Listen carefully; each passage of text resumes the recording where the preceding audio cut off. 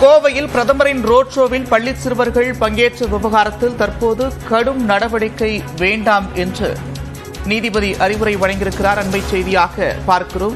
பிரதமர் ரோட் ஷோவில் பள்ளி சிறார்கள் பயன்படுத்தப்பட்டது தொடர்பாக புகார் அளிக்கப்பட்டிருந்தது. இந்நிலையில் அது தொடர்பாக நீதிபதி அறிவுரை வழங்கியிருக்கிறார். கூடுதல் விவரங்களோடு செய்தியாளர் மதன் இணைகிறார். மதன், விவரங்கள்.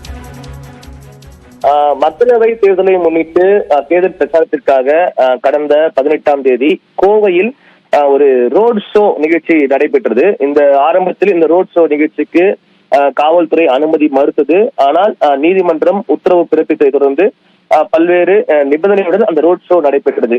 இந்த பிரதமர் கலந்து கொண்ட இந்த ரோட் ஷோவில், அதாவது கோவை மேட்டுப்பாளையம் சாலையில் நடைபெற்ற இந்த ரோட் ஷோவில் தனியார் பள்ளி குழந்தைகளை கட்டாயப்படுத்தி அழைத்து சென்றதாக தனியார் பள்ளி ஆசிரியை மீது எதிராக ஒரு வழக்கும் பதிவு செய்யப்பட்டது.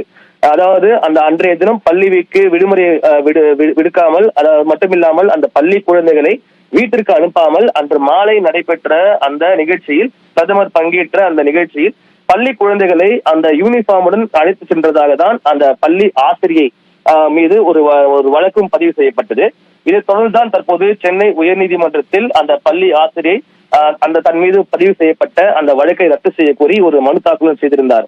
அதாவது அன்று காலையே அந்த பள்ளி மாணவர்களுடைய பெற்றோர்களுக்கு மாணவர்களை அழைத்து செல்ல தாங்கள் போன் மூலம் தகவல் தெரிந்ததாகவும், இருந்த போதும் 32 குழந்தைகளை அழைத்து செல்ல அந்த பள்ளியின் பெற்றோர் வரவில்லை என்று தெரிவித்தார்கள். அது மட்டும் இல்லாமல் எந்த ஒரு குழந்தையும் தாங்கள் கட்டாயப்படுத்தி அந்த நிகழ்ச்சிக்கு அழைத்து செல்லவில்லை என்றும், தன் மீது போடப்பட்ட அந்த பொய்யான வழக்கை ரத்து செய்ய வேண்டும் என்றும் அந்த மனுவில் தெரிவிக்கப்பட்டிருந்தது. இந்த மனு நீதிபதி ஆனந்த் வெங்கடேஷ் முன்பு விசாரணைக்கு வந்த போது இந்த மனு தொடர்பாக உரிய பதில் மனு தாக்கல் செய்ய காவல்துறைக்கு உத்தரவிட்டார். அதே நேரத்தில் இந்த வழக்கு மீண்டும் விசாரணைக்கு வரும் வரைக்கும் இந்த புகார் மீது எந்த ஒரு கடுமையான நடவடிக்கை எடுக்க வேண்டாம் என்றும் தற்போது சென்னை உயர்நீதிமன்றம் உத்தரவு பிறப்பித்துள்ளது. நன்றி மதன், விரிவான விவரங்களுக்கு.